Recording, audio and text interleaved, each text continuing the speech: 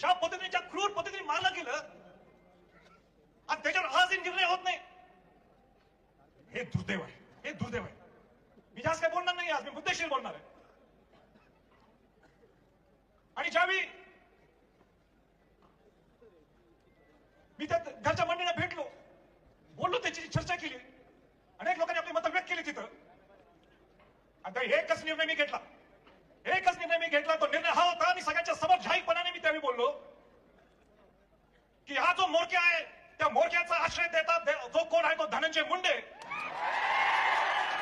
मी नाव घेऊन सांगतोय, नाव घेऊन कोर्ट करून सांगतोय. छत्रपती केव्हा कोर्ट करत नाही, तरी मी कोर्ट घेऊन सांगतो, तो आश्रयदाता धनंजय मुंडेला मंत्रीपद देऊ नका, हे मी त्यावेळी सांगितलं होतं.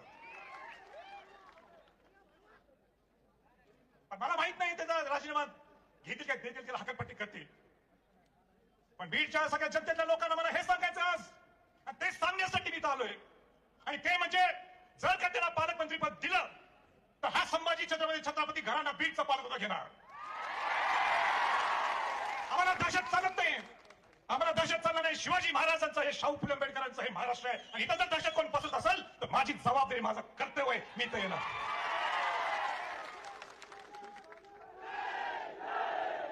हो, काय चाललंय, काय चाललंय? आपल्याला बीड बिहार करायचंय का? बीड बिहार करायचंय? मग आपल्याला इथं सगळ्यांनी रस्त्यावर उतरल्याशिवाय दुसरा पर्याय नाही. हे महाराष्ट्र आहे आपलं, बीड आपल्याला बिहार नाही. आपले हे महाराष्ट्र, बीडवर आमचं प्रेम आहे. हो, तिथं 19 दिवस झालेले. किती दिवस झाले? 19 दिवस झाले. आरोपी सापडत नाहीत. ते 3 आरोपी सापडत नाहीत अजून. आणि त्याचा मोरक्या, मला शब्द हा मी धरून घेतला, हा मोरक्या त्यांचा आहे. कसा मोरक्या आहे तो सगळ्यांनी इथं वक्त्यांनी सांगितलं. तो मोरक्या बिंदासपणाने इंस्टाग्रामवर त्याची पोस्ट होतो, मी दर्शनाला गेलोय. हे कसं चालतंय हो? मला मुख्यमंत्र्यांना विचारायचं आहे, सरकारला विचारायचं आहे, हे कसं तुम्ही चालून घेता? तुम्ही स्वतः विधानसभेच्या पटलावर मुख्यमंत्री काय बोलतात? एसआयटी लावणे मानतात, ठीक आहे, त्या एसआयटीवर मी बोलतो, पण हे सुद्धा बोलून दाखवतात त्याच टोन मध्ये, त्याच लाईन मध्ये, की हा मोरक्या खंडनीत दोषी आहे. हे कोण बोललंय? मुख्यमंत्री महोदय त्यांच्या भाषणात बोलतात. मग त्या मोरक्याला अजून अटक का झाली नाही? आपला प्रश्न सर्वांच्या वतीनं सरकारला. हो, त्याच्या पलीकडे जाऊन मला सांगायचंय. इथं मोठ्या सभेत पंकजा मुंडे म्हणतात, काय म्हणतात? की हा वाल्मिक कराड, हा धनंजय मुंडेचं पान सुद्धा आलं त्याच्यामुळं. हे कोण बोलते? मी नाही.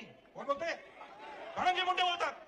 आणि धनंजय मुंडे हे सुद्धा म्हणतात, पंकजाताई मुंडे म्हणतात, धनंजय मुंडे काय म्हणतात? माझे आणि त्यांचे जिव्हाळ्याचे संबंध आहेत, माझे त्यांचे घरचे संबंध आहेत, आमचे त्यांचे व्यवहारिक संबंध आहेत.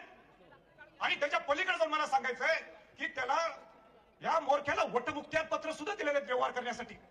ज्या माणसाला वटमुक्त्यार पत्र दिलं, कोणाला दिलं जातं वटमुक्त्यार पत्र? जो विश्वास होतो त्याला दिलं जातं. मग का आताचा हा मंत्री का जबाबदारी घेत नाही वाल्मिक कराडला अटक करण्यासाठी?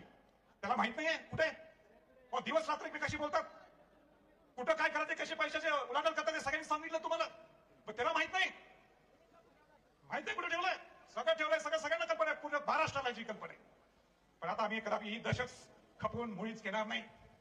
मुख्यमंत्री महोदय आणि प्रामुख्याने अजितदादांना सुद्धा सांगायचे, तुमच्या पक्षाचे प्रमुख जे तुम्ही आलाय, तुमचं मोठेपणा आहे तर तुम्ही आला, पण अजितदादांना सुद्धा सांगायचे, तुम्ही आयुष्यभर परखटपणाने बोलू नका. मी माझी काम करण्याची पद्धत ही आहे, पण काम करण्याची पद्धत तुमची तशी असेल परखटपणाने. करेक्ट, आता कार्यक्रम करेक्ट करा तुम्ही. आता कार्यक्रम करेक्ट करून दाखवा. तुमच्या जर तिथून धमक असेल, तुमच्या जर हिंमत असेल, त्या पहिला या मंत्रीला हलवून द्यायला पाहिजे. हा कचरपटी करता मंत्रिमंडळातून. हो, कसं सहन करायचं आपण? एक एक क्षण मी इथं आल्यानंतर मला दुसरा तो फोटो दिसत होता. काय वार केलेत, किती वार केलेत. हे महाराष्ट्र आहे काय? आमचा अधिकार शिवाजी महाराजांचं नाव घ्यायचं, काय अधिकार आहे? आम्ही पुरोगामी शाहू फुले आंबेडकरांचं म्हणायचं. सगळ्या समाजातले लोक इथं आलेले, सगळ्या पक्षातले लोक इथं आलेले. अहो, तो बिचारा संतोष देशमुख हा मराठा आहे म्हणून वाचवायला गेला नाही. तो काय म्हटलं, मी सरपंच आहे, मी 15 वर्ष 3 टर्म मी सरपंच आहे. एका सामान्य घरातला त्याचा जन्म, एक गरीब समाजातला मुलगा, प्रामाणिकपणे एवढं 3 वर्ष सरपंच पद घुसवणं, 3 टर्म, कोणाला चेष्टा नाही. मला नाही वाटत महाराष्ट्रात उदाहरण पाहिजे. तो कोणाला वाचवला जातो? बौद्ध समाजाचा, दलित समाजाचा अशोक सोनवणेला बोलतोय, त्या मुलाला वाचवला जातो. आणि म्हणून हा इतिहासात पहिल्यांदा असा मोर्चा घडलाय ज्याच्यात जातीच्या पलीकडं, धर्माच्या पलीकडं, आणि ह्याचा निर्णय या सरकारने देणं गरजेचं आहे. एक चांगली मान्य आवड साहेब तुम्ही मी चर्चा करत होतो ती म्हणजे एसआयटीची नेमलेली आहे. आणि त्या दिवशी मी घरी गेलो होतो त्यांच्या वेळी त्या घरातल्या मंडळी सुद्धा त्यांच्या सगळ्या आजूबाजूच्या सगळ्या त्या गावातल्या ग्रामस्थांनी मला सांगितलं, राजे तुम्ही आवाज हा उठवणं गरजेचं आहे. आणि आम्हाला अधिकारी कोण पाहिजे एसआयटीवर? आम्हाला अधिकारी कुमावत सारखा अधिकारी द्या, ज्याला इथं बाहेर फेकलेलं. सगळ्यांचं एक मत आहे कुमाव का कुमावतला इथं बाहेर काढलं? शहाजी उमाप सारखा अधिकारी आम्हाला द्या. शहाजी उमाप सारखा आम्हाला अधिकारी, आम्हाला पारदर्शकपणाने याचा निर्णय लागायला पाहिजे. पण किती दिवस वाट बघायची आपण सर्वांनी ठरवायचं. सरकारने इथं बघायचं काय आक्रोश आहे.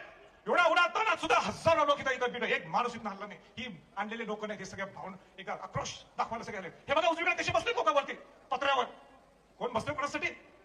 हे संतोष देशमुखांसाठी तर बसले, पण संतोष देशमुखांच्या बरोबर ती माणुसकी जपण्यासाठी हे सगळे क्रूरपणा हा संपवण्यासाठी इथं बसले. माझी सगळी तुमच्या नेत्याकडनं सगळ्यांना विनंती राहणार, तुमचे जे कोण पक्षाचे प्रमुख असतील, जे कोण असतील, और राजकारणाच्या पलीकडे आपण काही विचार करू. राजकारणाच्या पलीकडे आपण विचार करू आणि सांगू हा संतोष देशमुख हा नुसता निमित्त आहे.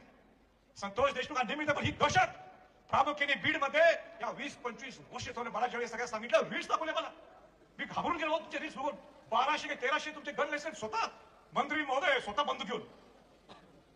बंदुकांचा अधिकार आमचा आहे. आम्ही बंदूक आमच्या माप आहे बंदूक, पण आम्ही हातात धरले का बंदूक अशी? धरले का? आणि आज नाही 350 वर्षापासून आम्हाला ती सवय, ते रक्तात आहे आमच्या. आणि रक्तात असून सुद्धा ही भाषा नाही की किंवा कोणा तलवार दाखवणं किंवा बंदूक दाखवणं आम्ही आयुष्यात करू शकत नाही. ते सुद्धा लोकशाही देण्यास मंत्री पडत देता तुम्ही ह्या रील्स. बस शेवटचं हे सगळ्यांनी ठरवलंय, त्याच्यात मार्ग निघाला नाही.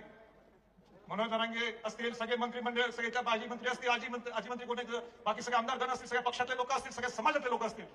आपल्याला ह्याच्यातनं जर नाही न्याय मिळाला तर शिवाजी महाराजांचा, शाहू फुले आंबेडकरचा विचार आपण बुडीत घालणार. हा माझा सगळ्यांना मेसेज आहे. हा महाराष्ट्राला माझा एकच मेसेज आहे, मी मोठा नाहीये, परत एकदा सांगतोय छत्रपती घराणं मोठं आहे. आणि छत्रपती घराण्याचं नाव आणि त्याचे संस्कार आपल्याला जपायचे असतील तर माझ्यासारखा सुद्धा संभाजी छत्रपती, संभाजीराजे नाही, संभाजी छत्रपती सुद्धा हा तुमच्या बरोबर असणार आहे, तुमच्या शेवटच्या घटकापर्यंत असणार आहे. त्या न्याय म्हणून देण्यासाठी आपलं सगळं असणार आहे. मी काय काय करणार आहे मी तर बोलणार नाही.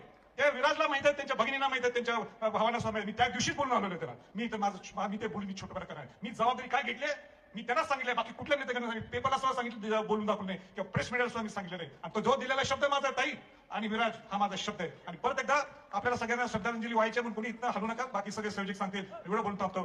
जय हिंद, जय महाराष्ट्र. धन्यवाद राजा. यानंतर सर्वजण जागीच उभा राहून संतोष अण्णा